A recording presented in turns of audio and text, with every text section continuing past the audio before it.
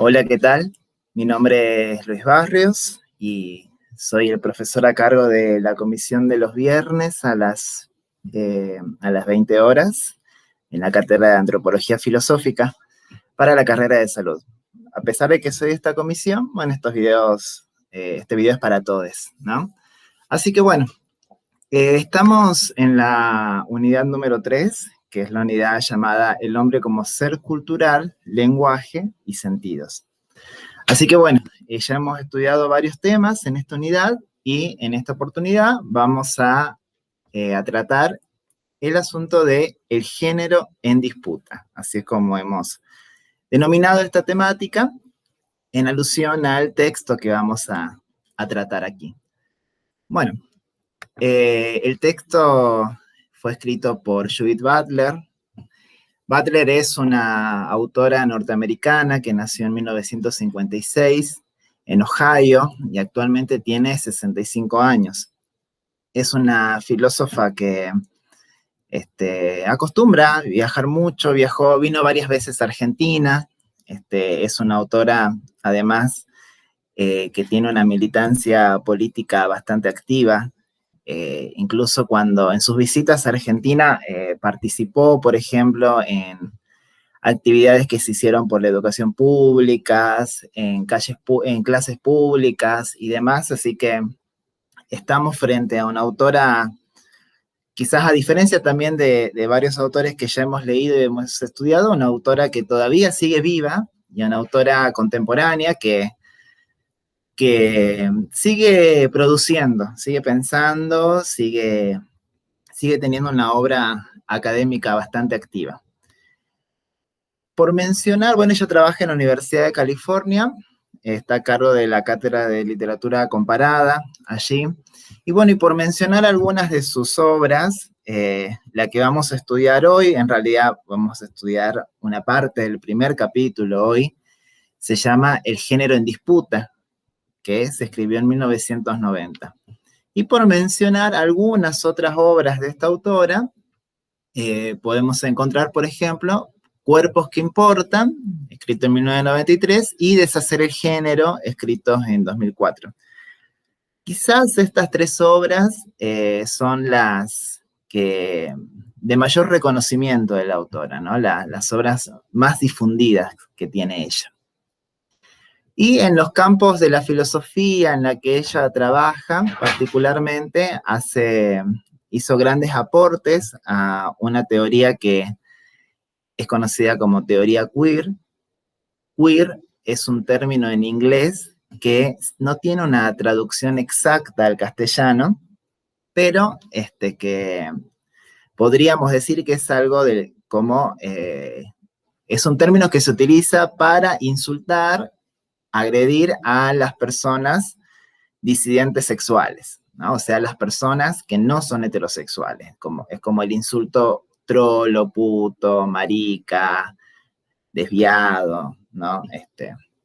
Queer es, en inglés, el antónimo de right. Right es derecho. Queer sería como lo desviado, lo torcido, ¿no?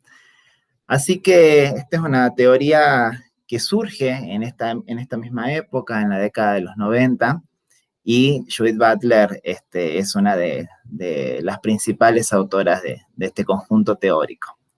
También ella se reconoce feminista, así que hay grandes aportes de su parte a la crítica feminista, o también conocida como teoría de género.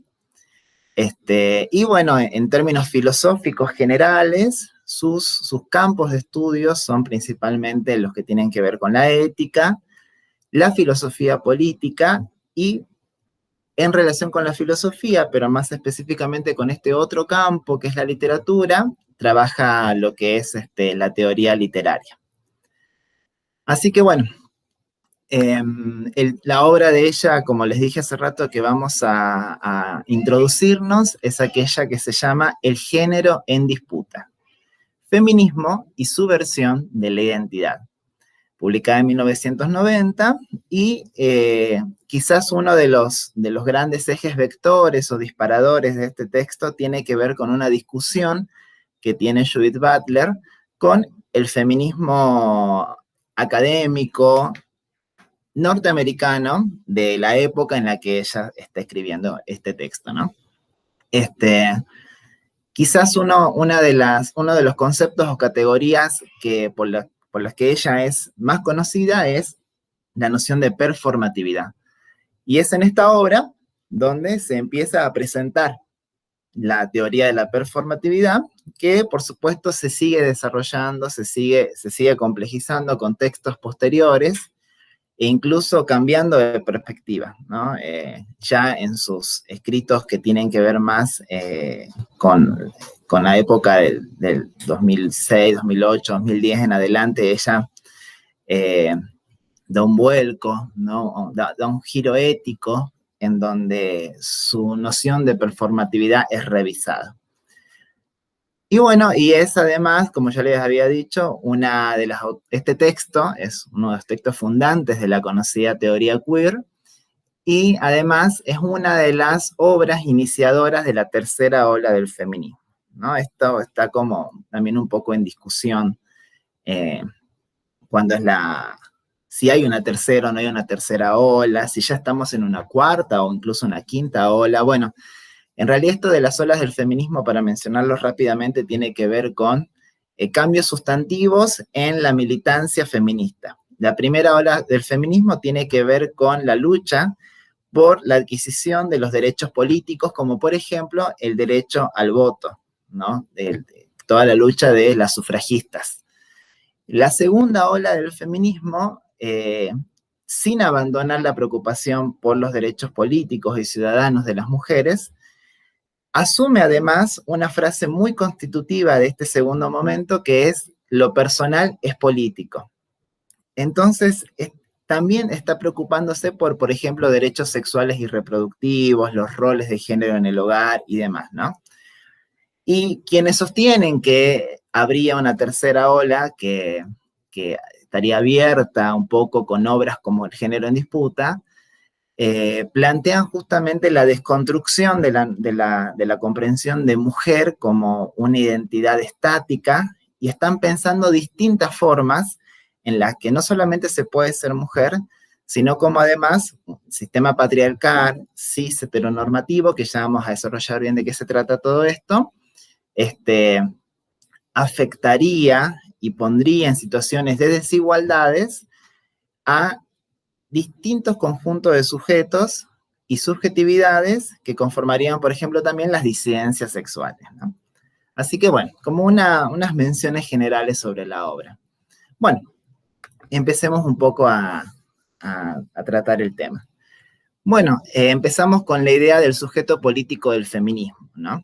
Cuando nos preguntamos por el sujeto político, estamos a la vez preguntándonos por cuál sería esa noción o ese concepto aglutinante que da cuenta de una representación de un conjunto de sujetos que está luchando por una demanda social, ¿no? Por ejemplo, si pensamos en un gremio en donde forman parte de él, por ejemplo, trabajadores y trabajadoras de la educación, podríamos decir quizás que el sujeto político o aquella noción que representa el conjunto que está interesado y que activa en las preocupaciones referidas a esa temática sería el sujeto político, el docente, por ejemplo, ¿no? Por dar un ejemplo. Bueno, cuando hablamos del feminismo, ¿cuál es el sujeto político del feminismo? ¿Cuál es aquella identidad común de lucha feminista? ¿A quién representa el feminismo? ¿Los derechos de quién está defendiendo? Bueno, recordemos, como habíamos dicho hace rato, que Butler está discutiendo con un feminismo en particular, que es el feminismo norteamericano. Y el feminismo norteamericano, específicamente, que está teniendo un poco estas discusiones ya desde incluso fines de los 60, 70, 80 y bueno, y ahora los 90 con la obra de Butler, ¿no? ¿Qué sucede? La respuesta que en principio da Butler sobre el sujeto político del feminismo es la mujer. O sea, la mujer es aquella representante del feminismo. El feminismo lucha por los derechos de la mujer.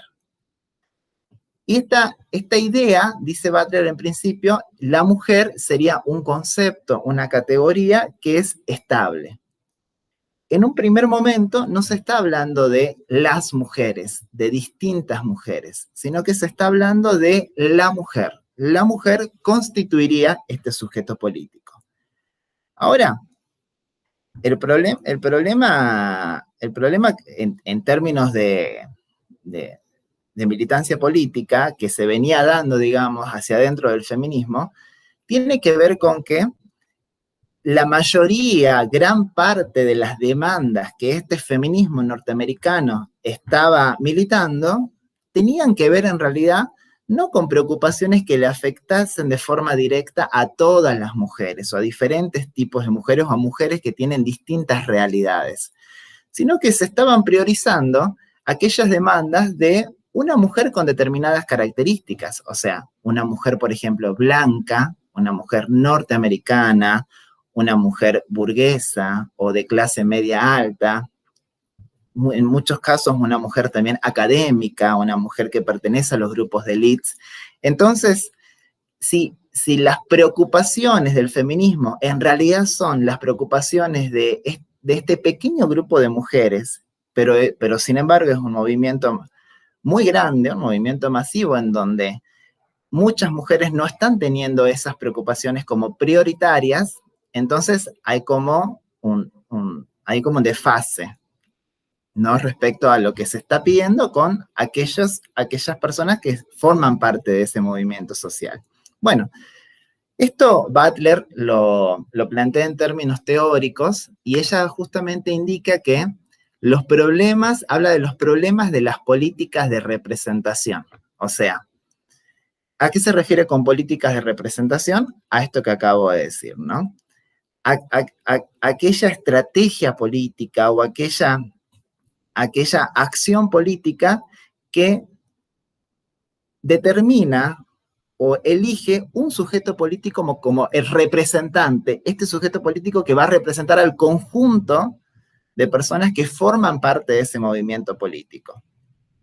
Bueno, o sea, este sujeto político, de alguna manera, estarían en él los objetivos y los intereses del movimiento social. En este caso, en la noción de la mujer, en un primer momento, parecieran estar allí los objetivos y los intereses que persigue el feminismo. Bueno, Butler problematiza eso e identifica al menos dos problemas en las políticas de representación del feminismo. Por un lado, ella menciona que no hay una esencia de lo que es ser mujer. Ella dice, bueno, pero ¿qué es ser mujer?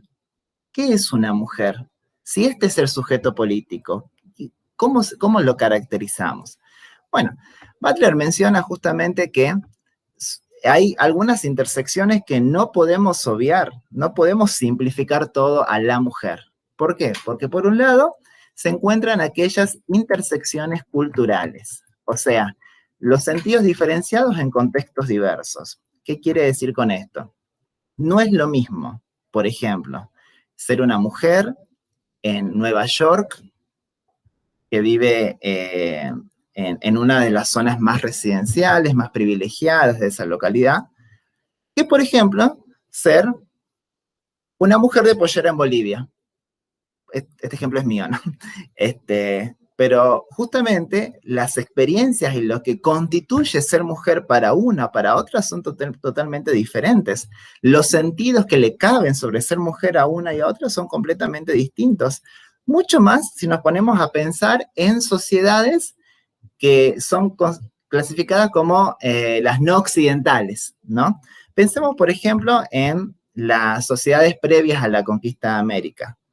Todas estas clasificaciones sociales sobre qué es mujer, qué es varón, los roles de cada uno y una, son completamente diferenciados, ni siquiera existe en muchos casos el término mujer, ni siquiera involucra al mismo conjunto de sujetos el término mujer. Entonces, no podemos decir simplemente, bueno, el feminismo lucha por la mujer, cuando en realidad existen distintas y múltiples formas de ser mujer, existen múltiples mujeres, ¿no? Por un lado. Y por otro, la cuestión de la intersección política. No se es solo mujer, o sea, la mujer está atravesada por la clase, no es lo mismo, no pasa las mismas opresiones una mujer de clase media alta o clase alta que una mujer que vive en situación de precariedad económica, por ejemplo. No pasan las mismas opresiones una mujer trans que una mujer cis, ¿no? Ahora enseguida vamos a definir cis, pero existen diferentes, o una mujer blanca, una mujer negra, la forma en la que aparece la opresión en los cuerpos es diferenciada. Entonces, no hay una sola forma de ser mujer. No podemos esencializar y decir, bueno, el feminismo lucha por la mujer y la mujer es lo mismo para todas y en toda sociedad y en todo momento histórico. Justamente por estas dos intersecciones, la de los sentidos sociales en diversos contextos y las distintas interseccionalidades, las distintas realidades que atraviesan mujeres incluso en un mismo contexto, hace que no exista una identidad mujer que pueda ser fundamento del feminismo. No es posible que haya una sola forma, una sola comprensión de mujer que sea ese el sujeto político del feminismo. Como así tampoco hay una sola estructura de dominación, no hay una forma de patriarcado. El patriarcado no opera de la misma manera en todo el mundo de igual forma, ¿no? Entonces no existe un patriarcado universal que origina todas las opresiones de las mujeres. Las opresiones de las mujeres, como dije hace rato, son diferenciadas por diversos factores. Entonces no hay una sola forma de opresión, no hay una sola forma de dominación.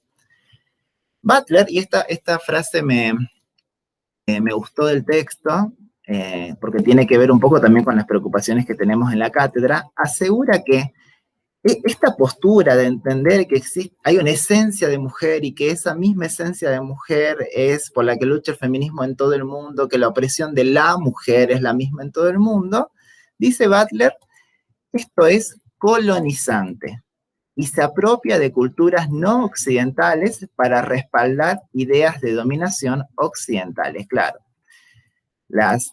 los desarrollos occidentales que por ahí entienden que las formas de opresión y dominación propias son las mismas en todo el mundo y las universalizan, las formas de opresión, las explicaciones a esas formas de opresión, las salidas a esa opresión que entienden los sujetos occidentales son las mismas para todo el mundo, para toda sociedad, eso tiene un carácter colonizante, ¿no? Trata de imponer una sola comprensión, una sola manera, una sola salida de un grupo en un espacio específico particular de poder, como puede ser Estados Unidos en este caso, y se le impone a todo el mundo, ¿no? Como una forma de feminismo en todo el mundo.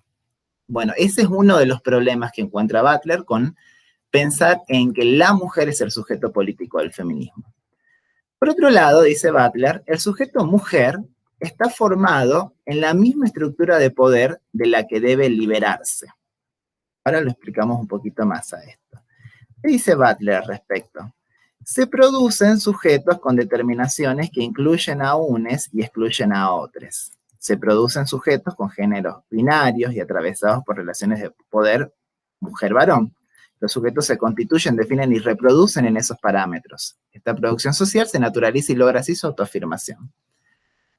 Como para entender un poco más esto, les traigo un ejemplo que quizás les pueda resultar familiar, que tiene que ver con conceptos que a veces se elaboran en materia de salud, por ejemplo, ustedes que son de esta carrera, y el que les voy a dar tiene que ver con la cuestión de la vacunación y sobre el COVID en Argentina, ¿no?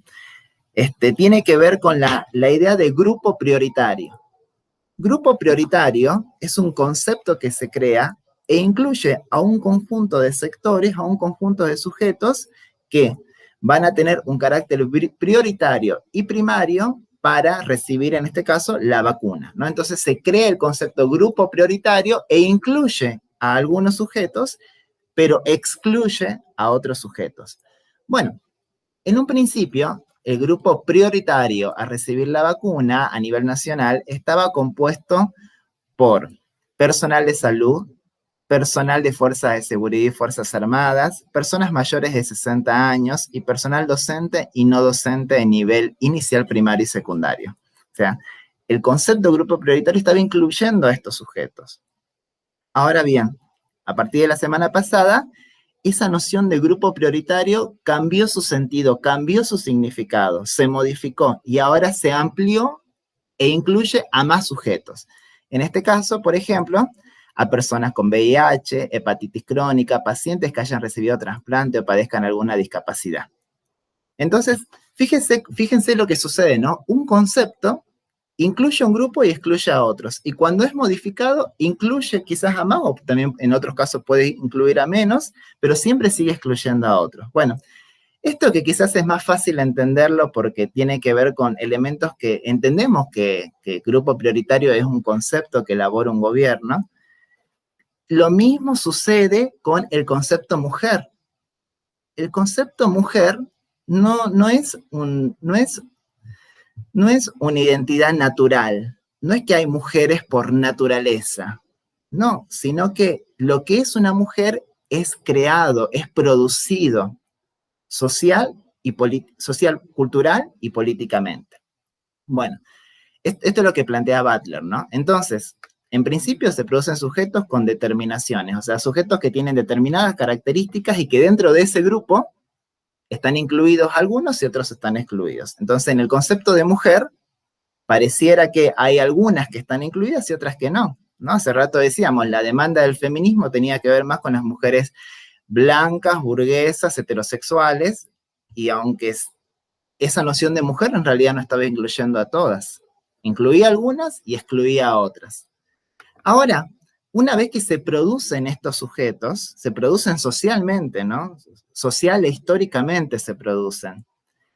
Algunos de estos sujetos tienen que ver con elementos de género, ¿no? Entonces, ¿qué pasa? La sociedad, no por naturaleza, la sociedad produce la existencia válida de dos géneros, varón y mujer. Entonces, socialmente, aparece la idea de que solo hay varones y solo hay mujeres. Y no solamente que se producen estos dos géneros dicotómicos, sino que además están jerarquizados. Los sujetos varón tienen un lugar de privilegio en detrimento de las sujetas mujeres, en este caso, ¿no? Entonces, la sociedad no solamente produce estos conceptos que incluyen a algunos y excluyen a otros, que son varón y mujer, sino que además le da un lugar prioritario a uno de ellos, que es varón. Ahora, ¿qué pasa? Los sujetos se constituyen, definen y reproducen estos parámetros, claro. Porque si a mí me tocó ser varón, ¿no? Si yo entro dentro de esta categoría social varón, existen muchos elementos en el que yo voy a tener que acomodarme para permanecer dentro de esa categoría varón, ¿no? Por ejemplo, en principio podrían ser algunos colores que puedo usar, otros colores que no, algunos gustos e intereses que puedo tener, podría ser, por ejemplo, el fútbol, ¿no? Otros que no puedo tener, eh, por ejemplo, en el caso de niños y niñas, ¿no? Jugar con muñecas, no, tengo que jugar con autitos, ¿sí? Tengo que jugar con la pelota. Entonces, esos conceptos incluyen y caracterizan cómo deben ser. Y yo como sujeto que se me ha asignado como varón, tengo que acomodarme lo mejor posible a ese concepto, ¿no? Esta producción social se naturaliza y así se autoafirma. O sea, pareciera que nos olvidamos como sociedad, o más que olvidar, se camuflan.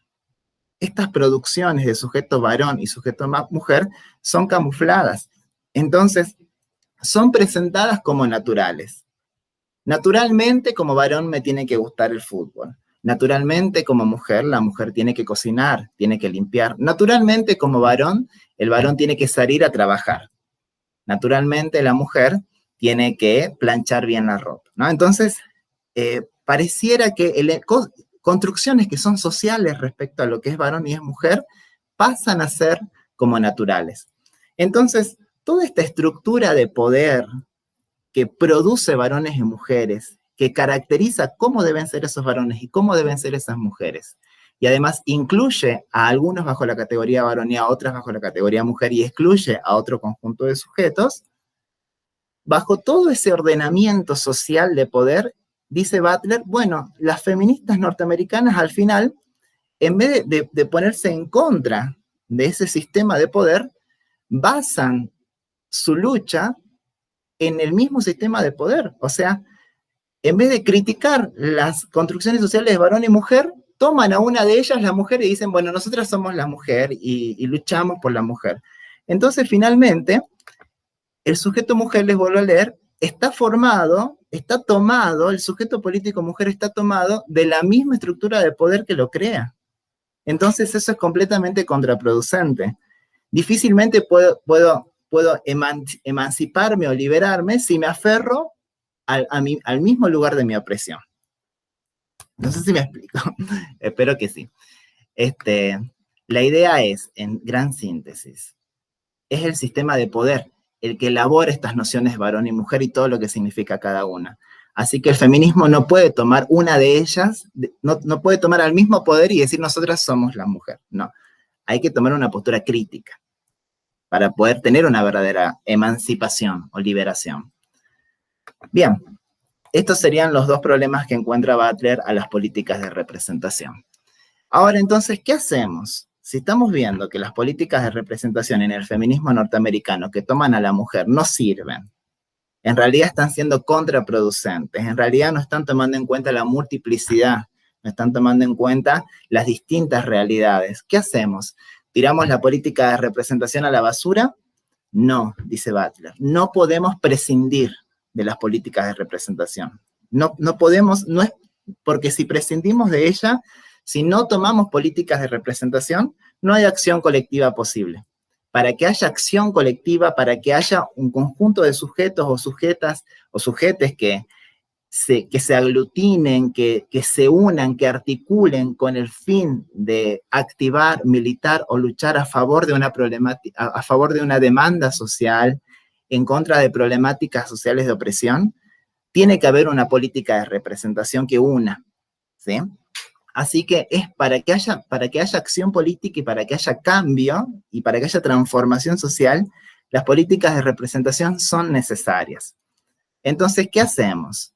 Dice Butler, en la estructura de poder hay normas sociales reguladoras que afirman la dicotomía estable varón-mujer y su jerarquización, pero también hay posturas que critican las identidades producidas y naturalizadas en el, acá lo cité directamente porque es un autor que ya conocen, lo que Marx llama el presente histórico, ¿no? O sea, ¿qué quiere decir con esto?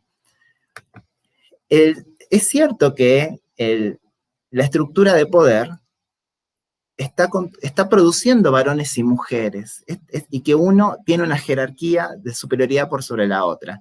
Es cierto eso. Pero a la vez existen muchas líneas críticas, existen muchas posturas críticas respecto a esa forma de organizar el mundo en términos de género, a esa forma de organizar la sociedad en varones y mujeres, el varón más importante y la mujer menos importante. Existen posturas críticas. Entonces, para pensar un sujeto político, para pensar una política de representación, no tenemos que ir tras una reproducción del sistema de dominación que piensa en varones y mujeres, como hace el feminismo norteamericano de su época, sino que tenemos que afirmarnos en aquellos lugares críticos al sistema de poder. Tenemos que afirmarnos, tenemos que buscar el sujeto político en la actitud crítica, en el pensamiento crítico, ¿no? Por eso, dice Butler, las políticas de representación del feminismo deben buscar bases que no sean estables.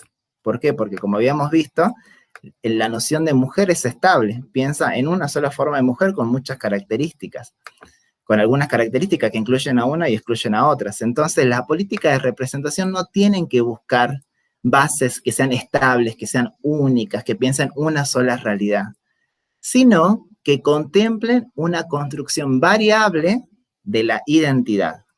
O sea, tenemos que buscar justamente bases en las políticas de representación que puedan dar cuenta de la multiplicidad, que puedan dar cuenta de las múltiples realidades. Allí tiene que estar la búsqueda de las políticas de representación. Lo que nos represente tiene que ser las múltiples realidades, las múltiples formas de ser, los múltiples factores que nos atraviesan. Tiene que tener en cuenta todo y no pensar en algo único. ¿Sí? Bien. Esa sería la respuesta que da Butler después de criticar las políticas de representación del feminismo norteamericano. Propone esto, ¿no?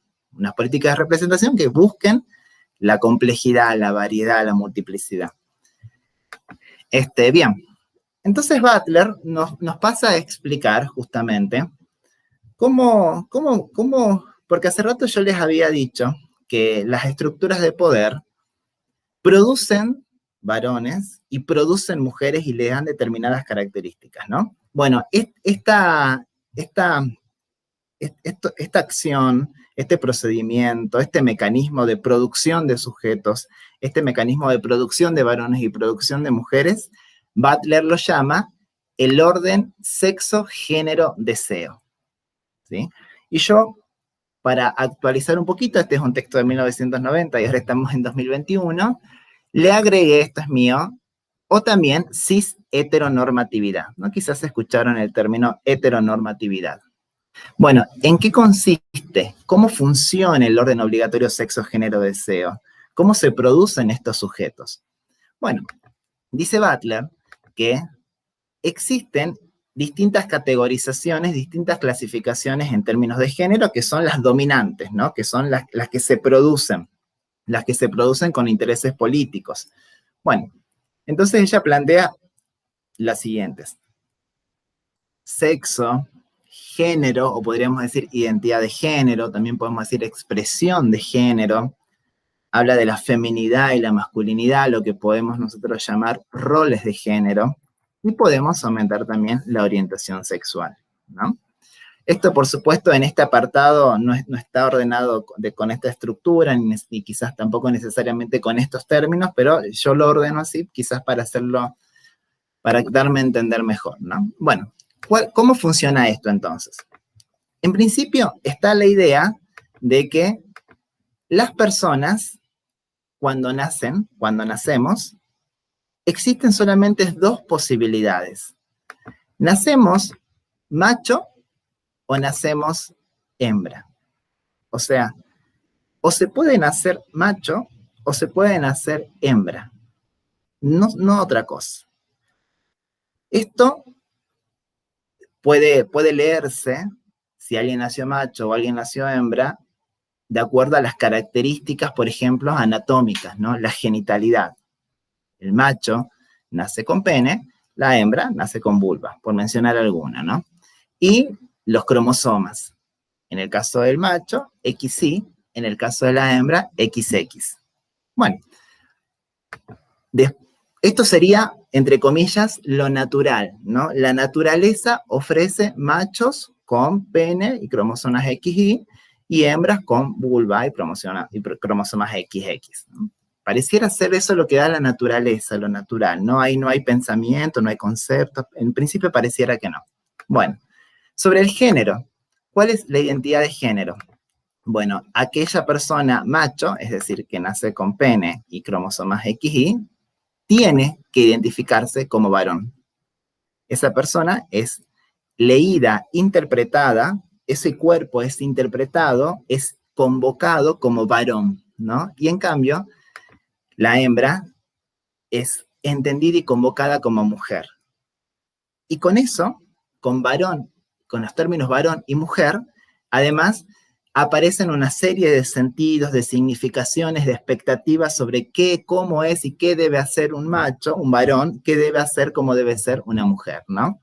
Entonces, por ejemplo, respecto a la expresión de género, se espera que el varón sea masculino.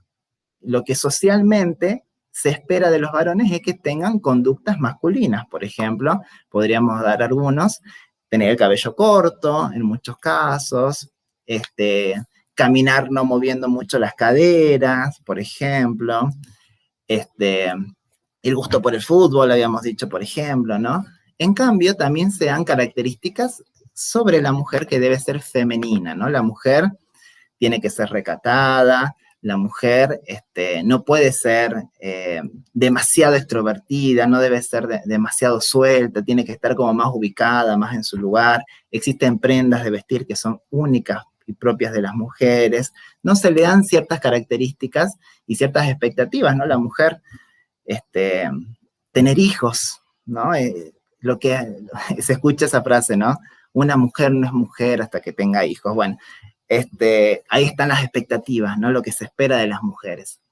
Roles de género, bueno, cosas de varón, arreglar el auto, por ejemplo, cosas de mujer, cocinar, limpiar.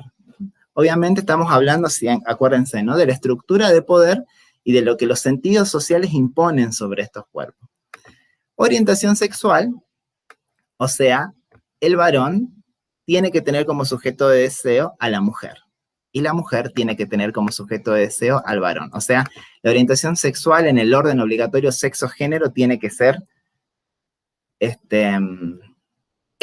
heteronormado, tiene que ser heterosexual. Los varones solamente pueden enamorarse de las mujeres y las mujeres solamente pueden enamorarse con los varones. En la relación amoroso-erótica tiene que ser de varón con mujer y de mujer con varón. No hay otra opción. ¿Sí? Eso sería, digamos, la heteronorma, la norma heterosexual. Bueno, así funcionaría entonces el orden obligatorio sexo, género, deseo.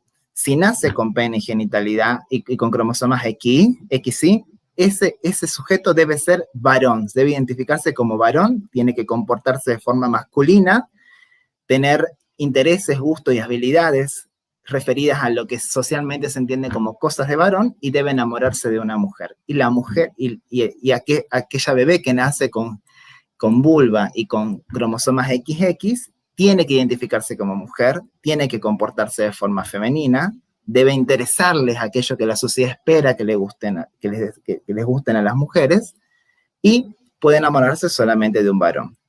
Bueno, al respecto Butler dice, no es cierto que biología sea destino, ni que el sexo es lo natural y el género es lo social. No, a veces escuchamos esto, ¿no? Bueno, el sexo es la naturaleza, el cuerpo, y el género es como yo después construyo mi identidad de género, como después yo me identifico, ¿no? Pero en realidad, ¿qué nos dice Butler? El sexo es una lectura social e histórica del cuerpo con intereses políticos. Aquí traigo una cita de Diana Maffia referido a esto. La ideología dicotómica del género es anterior y más fuerte del sexo biológico. No solo lo lee como signo al que interpreta, sino que lo escribe y lo corrige cuando su caligrafía no es perfecta. En síntesis, el mismo sexo biológico es producto de una lectura cultural. ¿Por qué?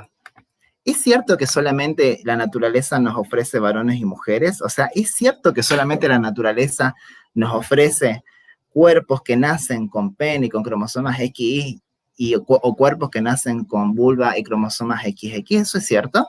Bueno, en realidad no. ¿Por qué? Porque, por ejemplo, están las personas intersex. Son las personas que nacen con genitalidad ambigua, genitalidad externa o genitalidad interna. Y con cromosomas, por ejemplo, XXY. O sea, ni XX ni XY, XXY. O sea que la naturaleza no ofrece solamente dos posibilidades, ofrece muchas posibilidades, porque dentro de lo que es el rango intersex, existen múltiples maneras de aparecer la genitalidad interna, la genitalidad externa, los cromosomas, digamos, hay múltiples formas en las que aparece. Entonces la naturaleza no da dos, la naturaleza da multiplicidad, la naturaleza da diversidad. Pero ¿qué pasa? Las construcciones humanas, esto que decíamos, la producción de sujetos, la sociedad dice no, solamente varón y mujer. No puede haber otra cosa que no sea varón y mujer. No puede haber otra cosa que no sea un cuerpo de un macho y un cuerpo de una hembra. Entonces, ¿qué pasa? Hay una discordancia entre lo que los seres humanos dicen, lo que las sociedades de poder están diciendo respecto al género, con lo que en realidad pasa. No es cierto que la naturaleza es solamente varones y mujeres. Entonces, ¿qué sucede? Cuando nace un cuerpo intersexuado, en, ya no sucede tanto, menos mal, en nuestro país gracias a la ley de identidad de género, pero ¿qué pasa? El médico cuando ve, o la médica cuando ve una genitalidad ambigua, interviene ese cuerpo. No se dan una idea de la cantidad de cirugías a la que hacen intervenir desde bebés y los primeros años de vida para que ese cuerpo, que es ambiguo, sí o sí sea de macho o sí sea de hembra. Con las cuestiones absolutamente estéticas y todo para encajar en uno de los dos, ¿no? Entonces, no es cierto que el sexo sea lo natural y el género es construido. Las lecturas del sexo, cuando el médico o la médica pone varón o mujer, eso ya está influenciado por una manera de ver el mundo. Está influenciado por una manera de entender que el género es dicotómico y solamente hay varones y mujeres. Así que fíjense si no es cierto que las estructuras de poder producen estos sujetos, producen varones y mujeres, y aunque la naturaleza diga otra cosa, no. La naturaleza es la que está equivocada. La naturaleza es la que viene fallada. La naturaleza es la que está mal. Porque la verdad la tiene el pensamiento del hombre, porque la verdad la tiene la sociedad, ¿no? La sociedad de poder. Por eso es que Diana Mafia dice que cuando su caligrafía no es perfecta, o sea, cuando el cuerpo no nace con genitalidad ambigua, con cromosomas XXY, lo corrige, ¿no? Interviene ese cuerpo para que sea lo que la sociedad dice que debe ser.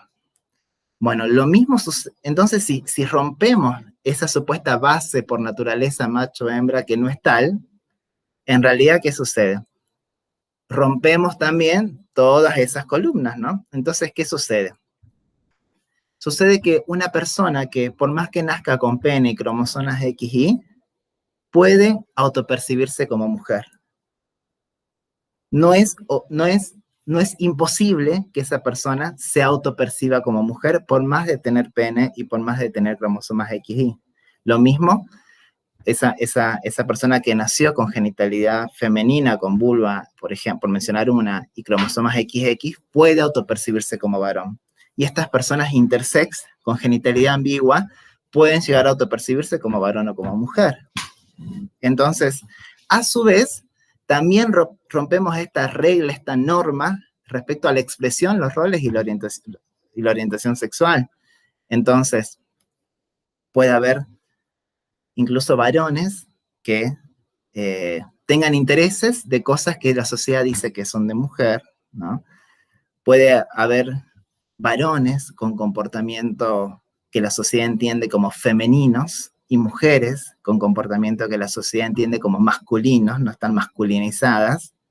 Y así también varones que se enamoran de mujeres, varones que se enamoran de otros varones y varones que se enamoran de otras identificaciones. Porque no solamente las identificaciones de género quedan en varón y mujer. Por ejemplo, Loana Berkins, que es una gran activista en nuestro país, ella se identificaba como travesti. Y travesti no es mujer. Travesti es como una cosa distinta a ser varón y mujer. Entonces, hay identificaciones por fuera de varón y mujer.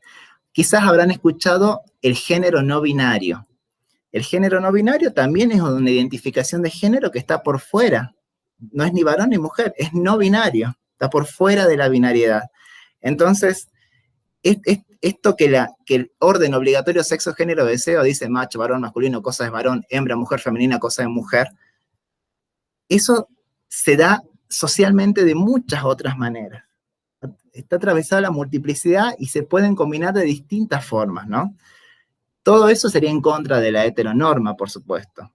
Estar por fuera de esto, estar en contra de la heteronorma, estar en contra del orden obligatorio sexo, género, deseo. Bien, entonces, habíamos dicho, ¿se acuerdan, no? Que bueno, esto un poco viendo cómo lo que decíamos acá, que en la estructura de poder afirma la dicotomía estable varón-mujer y su jerarquización, que es lo que veíamos acá. Pero hay posturas críticas respecto a eso. ¿Cuáles serían? Bueno, acá vamos a ver algunas. Entonces, para la postura crítica plantea que el género no es por naturaleza. No es que si una persona nace con vulva y cromosomas XX, está determinada a ser mujer, a que le guste cocinar y a que se enamore de un varón y quiera tener hijos. No. El género es social y culturalmente construido. Esto es clave. Para Butler, el género se construye. No es que yo soy varón, yo me construyo como varón. No es que yo soy travesti, me construyo como travesti. No es que yo soy no binario, me construyo como no binario. No es que soy mujer, me construyo como mujer. Y no es una construcción que lo hago una vez y ya está, me construyo todo el tiempo. Mi género lo estoy haciendo y lo estoy construyendo todo el tiempo para la autora. Ahora bien, respecto a esto, la autora menciona que existen algunas posturas deterministas respecto a la cuestión del género como construido. Estas posturas dicen que los sentidos sociales y culturales se inscriben en cuerpos pasivos a modos de ley cultural inevitable. O sea, si bien reconocen que uno no es que le guste cocinar porque nació con vulva y con cromosomas XY, sino que esto es socialmente construido, pareciera que no puedo escaparme de esa norma social y cultural. Si la norma, si la sociedad construyó mi género como varón, entonces sí o sí estoy obligado, determinado, no tengo otra que reproducir esos cánones, esos parámetros, esas formas de lo masculino, ¿no? Butler desacuerda con esta mirada y dice que la cultura tampoco es destino. Así como la biología no es destino, la cultura tampoco es destino. El que la sociedad me asigne a mí el lugar de varón no me determina ni me obliga a cumplir con todos aquellos parámetros de lo que es ser un varón. Por su parte, la postura butleriana respecto a eso, y aquí cita a Simone de Beauvoir, famosa frase donde ella dice, no se nace mujer, sino que se llega a serlo. Los sentidos sociales y culturales nos condicionan, pero no nos determinan, porque el sujeto tiene capacidad de acción. Y aquí viene la noción de acto performativo. El cuerpo ya fue significado por la cultura, porque para existir primero debe ser reconocido, esto es muy butleriano. Y sobre esa lectura, el sujeto hace suyo el género día a día con prácticas iterativas, conscientes o no, que pueden ser coherentes y continuas con los sentidos dominantes, o bien incoherentes y discontinuas. Las posibilidades de agencia están limitadas por las significaciones disponibles. Acá me museo. Entonces, ¿qué quiere decir esto del acto performativo? No es que yo puedo hacer el género que yo quiera. No es que yo invento el género, no es que yo creo mi género. ¿Por qué? Porque en principio nazco en una sociedad en donde mi cuerpo ya es leído y en donde mis primeros años de vida ya estoy siendo condicionado por un género. Digo, si el médico o la médica en mi partida de nacimiento puso varón, en el momento que puso varón ya hay un montón de sentidos sociales y un montón de expectativas sobre ese bebé. Entonces, durante los primeros años de vida, ese bebé es criado con determinados colores, con determinados dibujos animados, con determinados intereses deportivos, por ejemplo, con determinados juguetes, ¿no? Entonces, no podemos escapar de ese condicionamiento social, porque desde que nacemos la sociedad ya nos produce como varón o nos produce como mujer. Ya nos ponen colores, gustos, intereses, formas de ser y demás. Pero ahora, eso a mí no me obliga a ser así para siempre. ¿Qué sucede? Yo puedo tomar conciencia de esos condicionamientos sociales y puedo hacer una cosa distinta con mi género. O sea, por ejemplo, la sociedad me asignó como varón, fui criado con todo lo que se espera de un varón, pero resulta que, por ejemplo, uso el cabello largo, me tiño, ¿sí? Por ejemplo, soy homosexual, me gustan otros varones. Entonces, yo hago mi género cuando empiezo a realizar prácticas que vayan por fuera de la heteronorma, que vayan por fuera de ese orden, sexo, género, deseo. Y en cada Cada cosa que hago en mi vida, cada acción que hago en mi vida va haciendo mi género, digo. Porque por más que yo haya nacido con vulva y con cromosomas XX y me autoperciba como mujer y demás, yo hago mi género todo el tiempo, porque por ejemplo, si uso el cabello largo, si me maquillo, si me recojo el cabello, si, si soy heterosexual, si, bueno, un montón de cosas, digamos. Yo hago mi género en mi día a día. Cuando salgo a la calle, entonces, cuando mis vecinos me miren, cuando otras personas me miren, me van a poder reconocer a mí como mujer o me van a poder reconocer a mí como varón. Y yo para poder ser reconocido como varón y como mujer, tengo que realizar acciones, tengo que realizar actividades, tengo que trabajar sobre mi imagen, sobre mi cuerpo, sobre mis movimientos, sobre mis gustos e intereses, para poder ser reconocido como tal.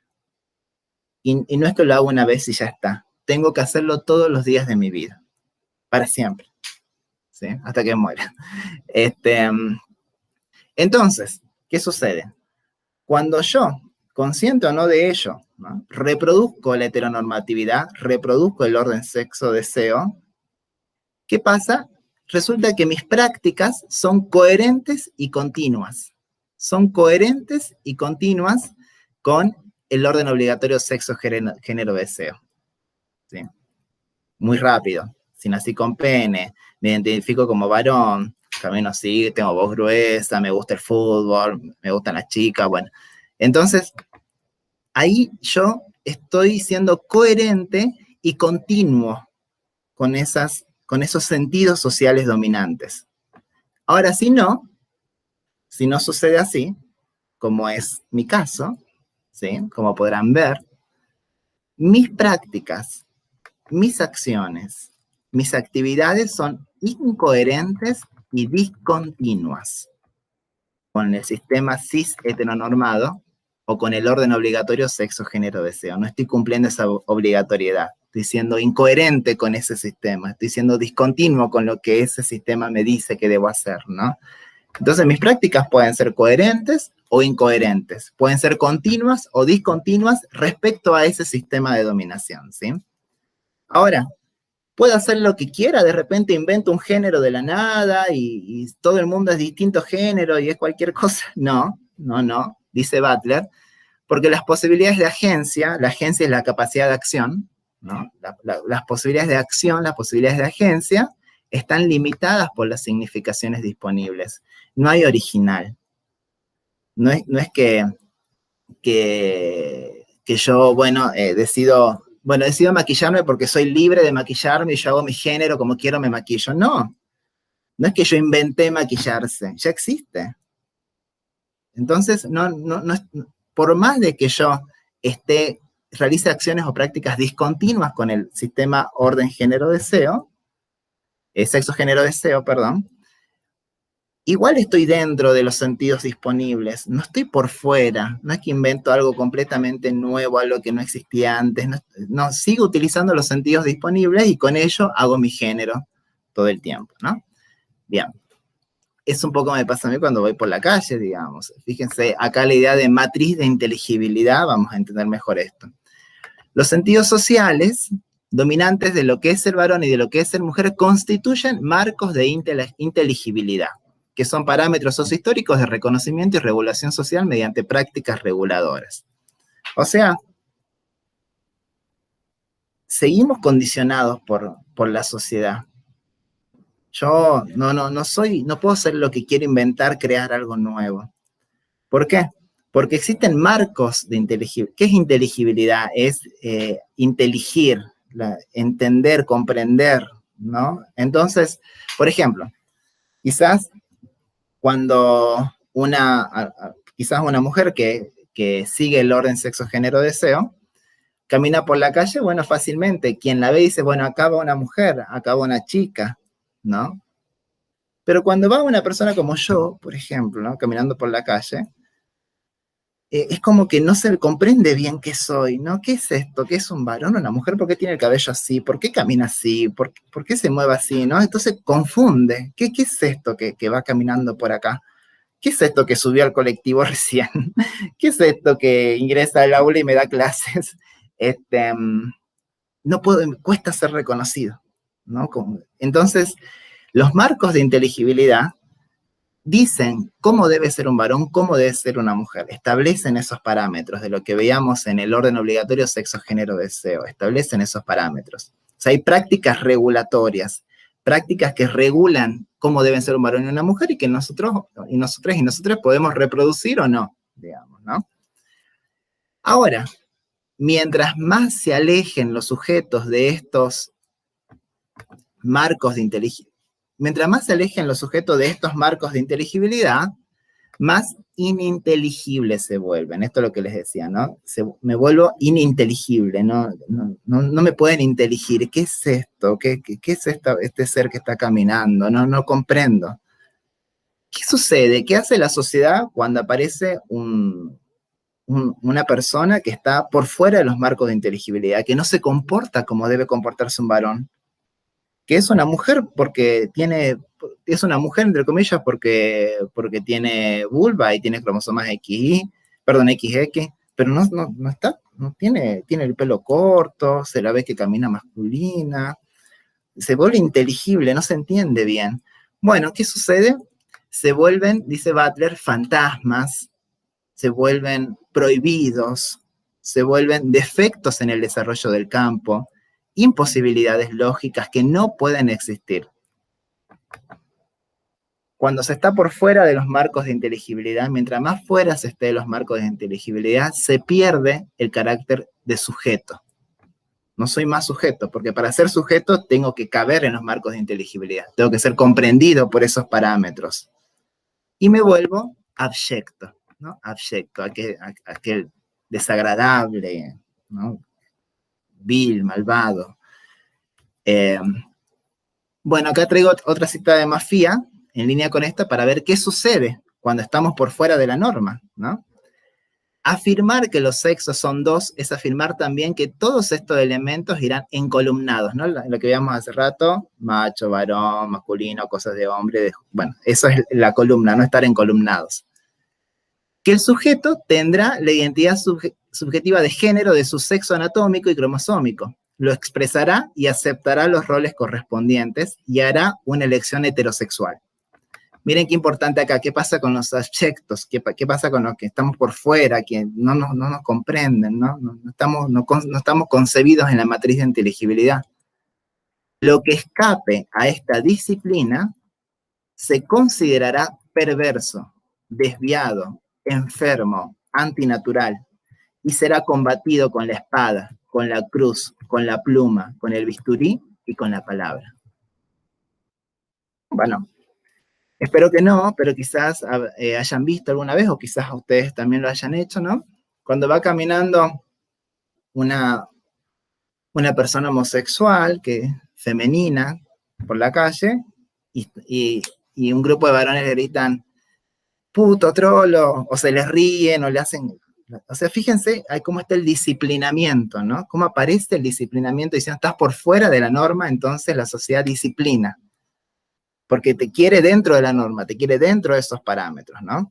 Incluso para muchas chicas trans, por ejemplo, conseguir trabajo es estar en la escuela, imagínense. Vamos con un ejemplo de su área. Ir a la salita, entrar a la salita, entrar a un hospital, entrar a una clínica, ya es una cosa horrible, porque ya necesita atención de salud y ya no es bienvenida, ya es mirada mal, ya es rechazada, se le pide su nombre y dice un nombre, por ejemplo, de mujer, pero el documento dice otra cosa, ya le genera problemas, le exigen que ponga el nombre de que dice el documento. O sea, ya ingresar, anotarse, ya es completamente expulsivo. La atención en muchos casos también es condenatoria.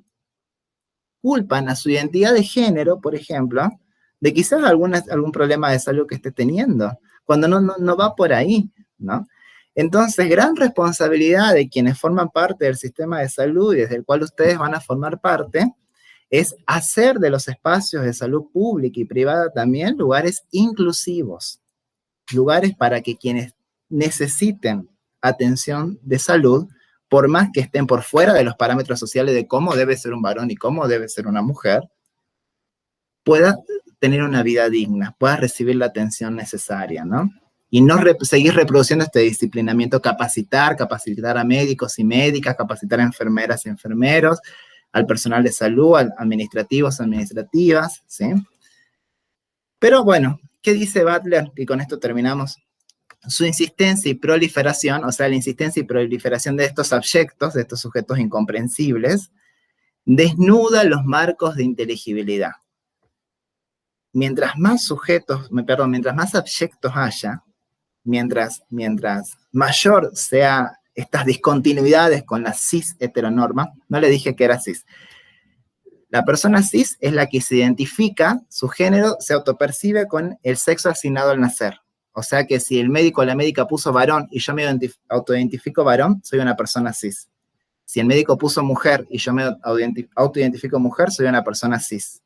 Las personas trans son las que no se identifican con el género asignado al nacer. O sea, si el médico puso varón y yo me autoidentifico mujer o travesti o no binario, entonces soy una persona trans.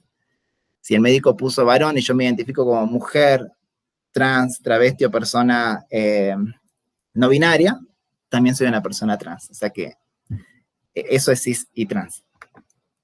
O sea, mientras más sujetos que tengan prácticas y acciones discontinuas e incoherentes con el orden obligatorio sexo, género, deseo, exponen los límites de los marcos de inteligibilidad, lo corroen y desnaturalizan.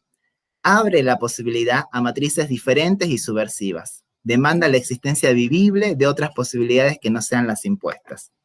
O sea que la existencia por fuera de los marcos de inteligibilidad y la presencia en los espacios públicos por fuera de los espacios de inteligibilidad corroen esos límites, dan muestra de los límites, dan muestra que también existimos muchos que estamos por fuera de esa norma social.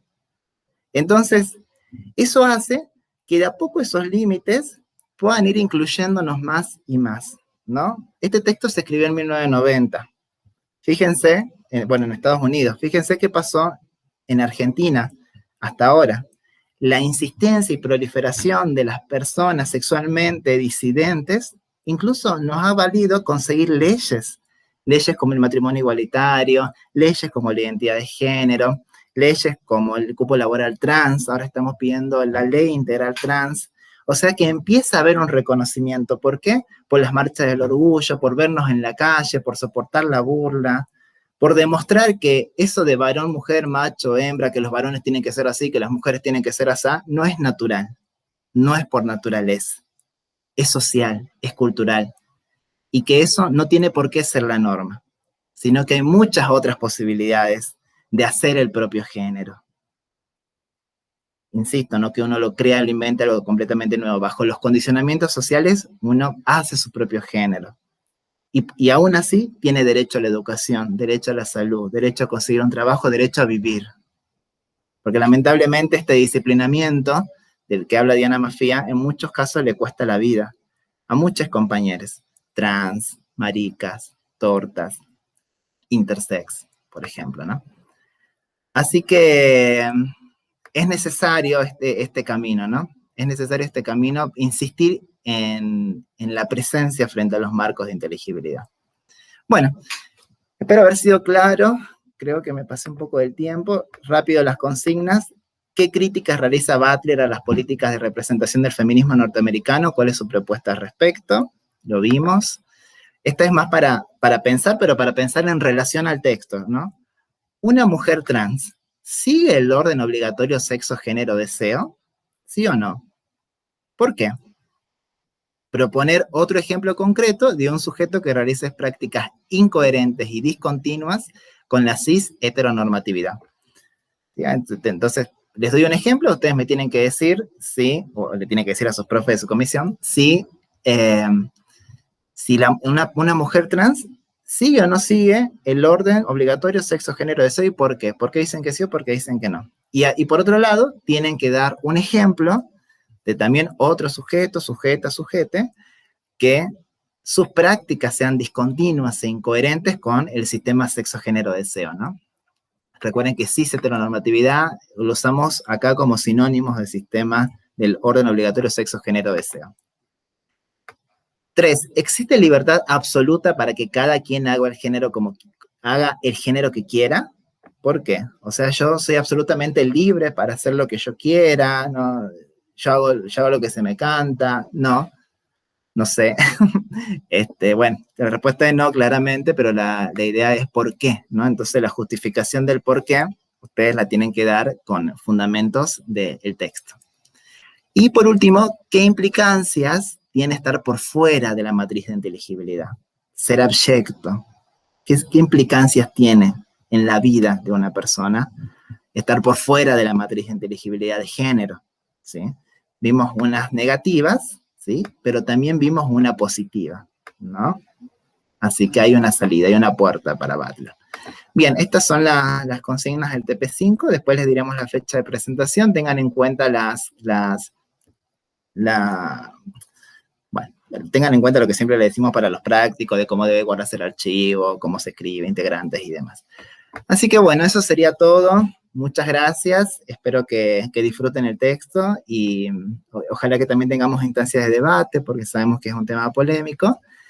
Y bueno, y cualquier duda, consulta, pueden hacérnosla al equipo de cátedra. Un abrazo, buenas noches.